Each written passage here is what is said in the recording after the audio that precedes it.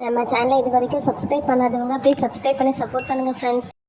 விக்ரம் ஐலா 2 பேரும் சாப்பிட வாங்க. மணி என்ன ஆகுது பாருங்க. இப்படி நேரம் ஆச்சு, சாப்பிடாம இருந்தா எப்படி? அம்மா நான் சாப்பிட மாட்டேன். எனக்கு அப்பா ஞாபகமாவே இருக்குது. எனக்கு அப்பாவை பார்க்கணுமா? எங்க அப்பா யாருன்னு சொல்லுங்கம்மா. அப்பா யாருன்னு சொன்னாதான் நான் சாப்பிடுவேன். ஆமாம்மா, நானும் அப்பாவை பார்க்கணும். நீங்க அப்பா எங்க இருக்காங்கன்னு சொல்லுங்கம்மா. அப்பா வந்துருவாங்கன்னு சொல்றீங்க, ஆனா வரவே மாட்டேங்கிறாங்க. விக்ரம் ஐலா, நான் தான் சொல்கிறேன்ல, அப்பா ஃபாரின்ல இருக்காங்க, கண்டிப்பாக வந்துடுவாங்க. ஏன் நீங்கள் தொந்தரவு பண்ணிகிட்டே இருக்கீங்க?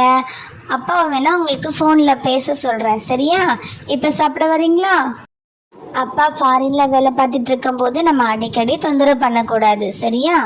இல்ல, நீங்க பொய் சொல்றீங்க. அப்பா ஒரு வாட்டி கூட எங்களுக்கு போனே பண்ணல. சரிடா, அப்பாவை கண்டிப்பாக நான் உங்ககிட்ட பேச சொல்கிறேன். சரிம்மா.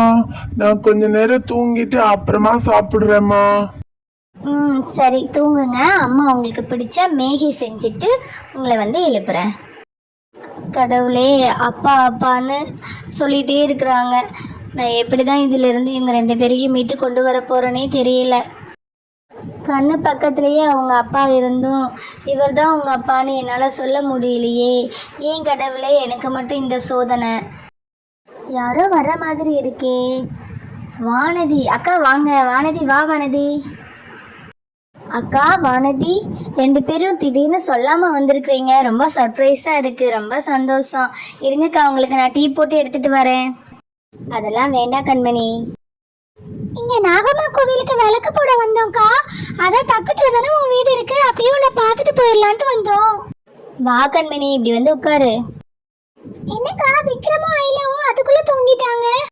ஆமாட்டி வானதி, அதை ஏன் கேட்குற? 2 பேரும் அப்பா வேணும், அப்பாவை பார்க்கணும் அப்படின்னு ஒரே அடம். இப்போ தான் சமாதானப்படுத்தி தூங்க வச்சிருக்கேன்.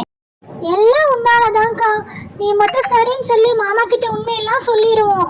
அதெல்லாம் வேணாட்டி வானதி, தலையில் என்ன எழுதியிருக்கோ அதுவே நடக்கட்டும். ஏன்க்கா சொல்றதே கேட்க மாட்டேங்கிற? நீயும் கஷ்டப்பட்டு அந்த பிள்ளைங்களையும் கஷ்டப்படுத்துற.